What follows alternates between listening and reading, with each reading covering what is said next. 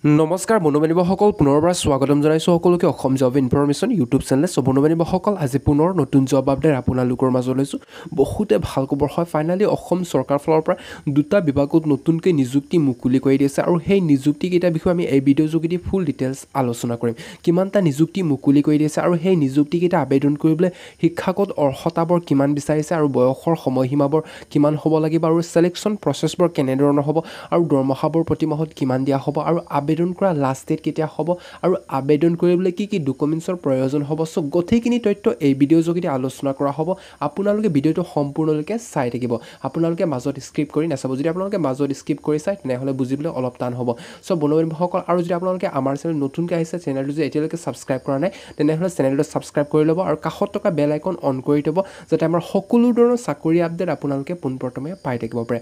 আৰু যদি আপোনালোকে হোৱাটছএপ বা টেলিগ্ৰামৰ যোগেদি আপডেটটো পাই থাকিব বিচাৰে তেনেহ'লে ডিছক্ৰিপশ্যনত গ্ৰুপৰ লিংকটো দি আছে, আপোনালোকে জইন কৰি ল'ব পাৰিব বা ফ'ল' কৰি ল'ব পাৰিব। সো বন্ধু-বান্ধৱীসকল আহক আমি দেৰি নকৰাকৈ ভিডিঅ'টো আৰম্ভ কৰোঁ। আপোনালোকে চাওক প্ৰথম বিভাগটো হৈছে Charaideo district court recruitment 2025। Charaideo district court ফালৰ পৰা নতুনকৈ নিযুক্তি মুকলি কৰি দিছে। এটা 4টাকৈ ইয়াতে পষ্ট মুকলি কৰি দিছে।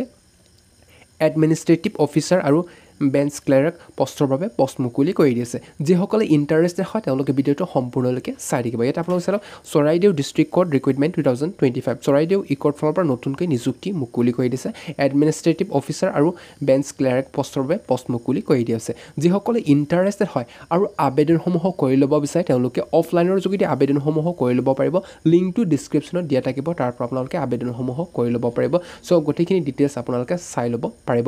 বিফৰ 10 জুন 2025, 10 জুনৰ আগতে আপোনালোকে আবেদনসমূহ কৰি ল'ব লাগিব। 10 জুনলৈকে সময় দিয়া হৈছে। চ' বন্ধু-বান্ধৱীসকল যদি আপোনালোকে ইণ্টাৰেষ্টেড হয় আৰু আবেদনসমূহ কৰি ল'ব বিচাৰে তেনেহ'লে আপোনালোকে আবেদনসমূহ কৰি ল'ব পাৰিব। ইয়াতে আপোনালোকে চাওক Charaideo district court vacancy details May 2025। এইটো অৰ্গেনাইজেশ্যনৰ নামটো হৈছে Charaideo e court. Charaideo district court ফালৰ পৰা নতুনকৈ নিযুক্তি মুকলি কৰি দিছে। পষ্ট ডিটেইলছ এতিয়া আপোনালোকে চাওক এডমিনিষ্ট্ৰেটিভ অফিচাৰ আৰু বেঞ্চ ক্লাৰ্ক পষ্টৰ বাবে পষ্ট মুকলি কৰি দিছে। টোটেল ভেকেঞ্চিটো ইয়াত দি আছে 4টাকৈ ইয়াতে পষ্ট মুকলি কৰি দি আছে আৰু চেলাৰী দৰমহাবোৰ থাকিব 14,000ৰ পৰা ইয়াতে 1,10,000লৈকে প্ৰতিমাহে আপোনালোকে দৰমহা পাই থাকিব। যদি আপোনাৰ চাকৰিটো হয় তেনেহ'লে এইকেইটা দৰমহা আপোনালোকে প্ৰতিমাহে পাই থাকিব। আৰু জব লোকেশ্যনটো হৈছে চৰাইদেউ, আছাম। এপ্লাই মোডটো হৈছে অফলাইন। আপোনালোকে অফলাইনৰ যোগেদি আবেদনসমূহ কৰি ল'ব পাৰিব। অফলাইন এড্ৰেছটো ডিছক্ৰিপশ্যনত দিয়া থাকিব, তাৰ পৰা আপোনালোকে ল'ব পাৰিব। আৰু যদি আপোনালোকে এইটো পষ্টৰ বিষয়ে অধিককৈ যদি আপোনালোকে জানিব বিচাৰে তেনেহ'লে এতিয়া অফিচিয়েল ৱেবছাইটখন দিয়া আছে চৰাইদেউ ডিষ্ট্ৰিক্ট কোৰ্ট অফিচিয়েল ৱেবছাইটখন। যদি আপোনালোকে অধিককৈ জানিব বিচাৰে তেনেহ'লে এইটো অফিচিয়েল ৱেবছাইটকে আপোনালোকে ছাৰ্চ কৰি চাব পাৰিব। আৰু বন্ধু-বান্ধৱীসকল তলত আপোনালোকে চাই লওক ইয়াত ক'ত কিমানটা ভেকেঞ্চি দিয়া আছে। এতিয়া পষ্ট ৱাইজত ভেকেঞ্চি ইয়াতে দিয়া হৈছে। Charaideo district court vacancy and salary details, post name, নং অফ পোষ্ট আৰু salary per month. Chief administrative অফিচাৰৰ কাৰণে ইয়াতে এটাকৈ পষ্ট দিয়া হৈছে আৰু ইয়াতে 30,000ৰ পৰা 1,10,000ৰ মাজত দৰমহাটো হ'ব। আৰু ইয়াতে বেঞ্চ ক্লাৰ্ক গ্ৰেড 1 আৰু এডমিনিষ্ট্ৰেটিভ অফিচাৰৰ কাৰণে ইয়াতে এটাকৈ পষ্ট দিয়া হৈছে। ইয়াতে 22,000ৰ পৰা 97,000লৈকে প্ৰতিমাহে দৰমহা পাই থাকিব। আৰু বেঞ্চ ক্লাৰ্ক গ্ৰেড 2ৰ কাৰণে এটাকৈ পষ্ট দিয়া হৈছে। ইয়াতে 14,000ৰ পৰা ইয়াতে 47,000ৰ মাজত দৰমহাটো হ'ব। চ' বন্ধু-বান্ধৱীসকল যদি আপোনালোকে ইণ্টাৰেষ্টেড হয় তেনেহ'লে আবেদনসমূহ কৰি ল'ব পাৰিব। আৰু বন্ধু-বান্ধৱীসকল তলত আপোনালোকে চাওক এডুকেশ্যনেল কোৱালিফিকেশ্যন, এইকেইটা পষ্টৰ বাবে শিক্ষাগত অৰ্হতাবোৰ কিমান বিচাৰিছে আপোনালোকে চাই লওক। Charaideo district court recruitment eligibility details, ইয়াতে এডুকেশ্যনেল কোৱালিফিকেশ্যন আৰু বয়সৰ সময়সীমা ইয়াতে চৰাইদেউ ডিষ্ট্ৰিক্ট কোৰ্ট নৰ্মছৰ মতে ইয়াতে বিচাৰিছে। চ' বন্ধু-বান্ধৱীসকল যদি আপোনালোকে 12 পাছ বা গ্ৰেজুৱেশ্যন কৰি দিছে তেনেহ'লে আবেদনসমূহ কৰি ল'ব পাৰিব। আৰু যদি আপোনাৰ বয়স 18 বছৰৰ পৰা 40 বছৰ বয়সলৈকে হৈছে তেনেহ'লে আপোনালোকে এইকেইটা পদৰ কাৰণে আবেদনসমূহ কৰি ল'ব পাৰিব, কোনো অসুবিধা নহ'ব। চ' বন্ধু-বান্ধৱীসকল ইয়াতে এপ্লিকেশ্যন ফি, এইকেইটা পদৰ বাবে ইয়াতে ন' এপ্লিকেশ্যন ফি, কোনো ধৰণৰ আবেদন মাচুল দিব নালাগে। 100% আপোনালোকে ফ্ৰীতে আবেদনসমূহ কৰি ল'ব পাৰিব। আৰু ছিলেকশ্যন প্ৰচেছটো হৈছে ৰিটেন টেষ্ট আৰু ইণ্টাৰভিউৰ যোগেদি ছিলেকশ্যন প্ৰচেছটো কৰা হ'ব। চ' বন্ধু-বান্ধৱীসকল আপোনালোকে যদি ইণ্টাৰেষ্টেড হয় আৰু আবেদনসমূহ কৰি ল'ব বিচাৰে তেনেহ'লে আপোনালোকে আবেদনসমূহ কৰি ল'ব। আৰু কেনেকৈ আপোনালোকে আবেদন কৰিব ইয়াতে আপোনালোকে চালে how to apply for Charaideo district court recruitment administrative officer bench clerk jobs. যিসকলে এইকেইটা পষ্টৰ কাৰণে ইণ্টাৰেষ্টেড হয় আৰু ইলিজিবল হয় তেওঁলোকে অফলাইনৰ যোগেদি আবেদনসমূহ কৰি ল'ব পাৰিব।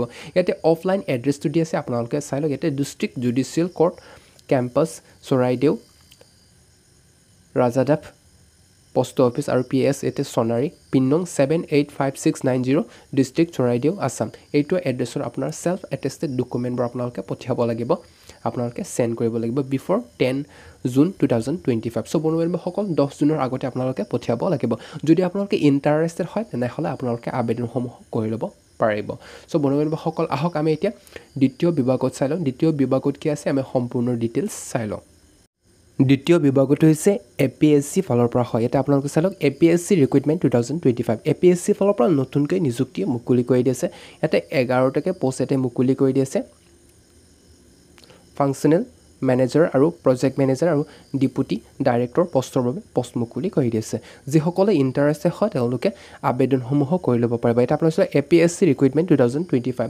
আসাম পাব্লিক সাৰ্ভিস কমিশন ফালৰ পৰা এটা ভেকেন্সি মুকলি কৰি দিছে ইয়াতে functional manager project manager deputy director পোষ্টৰ বাবে পোষ্ট মুকলি কৰি দিছে যিসকলে ইন্টাৰেষ্টেড হয় আৰু আবেদনসমূহ কৰি ল'ব বিচাৰে তেওঁলোকে অনলাইন যোগেদি আবেদনসমূহ কৰি ল'ব পাৰিব লিংকটো ডেসক্ৰিপচনত দিয়া থাকিব তাৰ পৰা আপোনালোকে আবেদনসমূহ কৰি ল'ব পাৰিব বিফৰ 26 জুন 2025 সো 26 জুনলৈকে সময় দিয়া আছে সো এতিয়ালৈকে বহুত সময় আছে যিসকলে আবেদন কৰিব বিচাৰে তেওঁলোকে আবেদনসমূহ কৰি ল'ব পাৰিব ইয়াতে ডিটেইলছ আপোনালোকে চাই লওক APSC ভেকেন্সি ডিটেইলছ মে 2025 এইটো অৰ্গানাইজেশ্যনৰ নামটো হৈছে Assam public service commission Assam public service commission ফলৰ পৰা এটা ভেকেন্সিটো মুকলি কৰি দিছে পোষ্ট ডিটেইলছ এটা আপোনালোকে চাই লওক ফাংচনেল মেনেজাৰ প্ৰজেক্ট মেনেজাৰ আৰু ডেপুটি ডাইৰেক্টৰৰ পোষ্টৰ বাবে পোষ্ট মুকলি কৰিছে টোটাল ভেকেন্সিটো এতে দিছে 11 টাকে পোষ্ট এতে দি আছে স্যালাৰি দৰমহা পৰটাকে বেটা 30000 পৰা 1,10,000 লৈকে প্ৰতি মাহে আপোনালোকে দৰমহাটো পাই থাকিব যদি আপোনাৰ চাকৰিটো হয় তেনেহলে একেটা দৰমহা আপোনালোকে প্ৰতি মাহে পাই থাকিব আৰু জব লোকেশনটো হৈছে গুৱাহাটী আসাম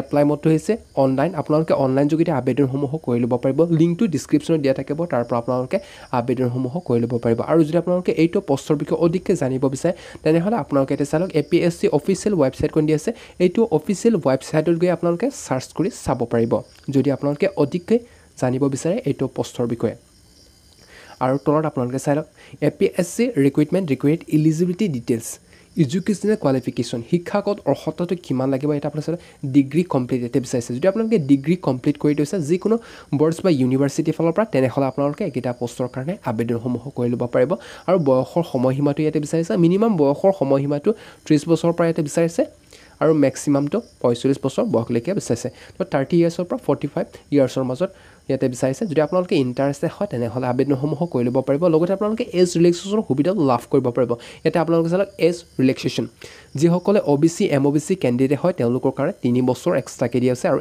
SC ST সকলৰ কাৰণে 5 বছৰ দিয়া আছে আৰু PWBD সকলৰ কাৰণে 10 বছৰ দিয়া হৈছে সো বন্ধুসকল আপোনালোকৰ বাবে ভাল এটা অপৰচুনিটি আহিছে আৰু এনে ধৰণৰ ভাল অপৰচুনিটিবোৰ আপোনালোকে কেতিয়াও নেহেৰুৱাব আৰু এইকেইটা পদ আবেদন কৰিবলৈ আবেদন মাচুলসমূহ দিব লাগিব ইয়াতে আপোনালোকে চাই লওক এপ্লিকেশন ফি SC ST BPL আৰু PWBD সকলৰ কাৰণে ইয়াতে 47 rupees আবেদন মাচুল দিব লাগিব আৰু OBC MOBC সকলৰ কাৰণে 197 rupees দিব লাগিব আৰু জেনাৰেল ক্যান্ডিডেট সকলৰ কাৰণে 297 আবেদন মাচুল দিব লাগিব আৰু মোড অফ পেমেন্টটো হৈছে অনলাইন আপোনালোকে অনলাইন যোগেদি পেমেন্টটো কৰিব পাৰিব যেনে net banking credit card debit card বা UPI যোগেদি আপোনালোকে পেমেন্টটো কৰিব পাৰিব আৰু একেটা পোষ্টৰ বাবে সিলেকশন প্ৰসেসটো কেনে ধৰণৰ হ'ব আপোনালোকে চালক ৰিটেন এক্সামিনেশ্যন আৰু ইন্টাৰভিউৰ যোগেদি সিলেকশন প্ৰসেসটো কৰা হ'ব আৰু বন্ধুসকল আপোনালোকে যদি ইন্টাৰেষ্টেড হয় আৰু আবেদনসমূহ কৰি ল'ব বিচাৰে তেনেহলে কেনেকৈ আবেদন কৰিব আপোনালোকে চালক how to apply for APSC recruitment functional manager project manager আৰু ডেপুটি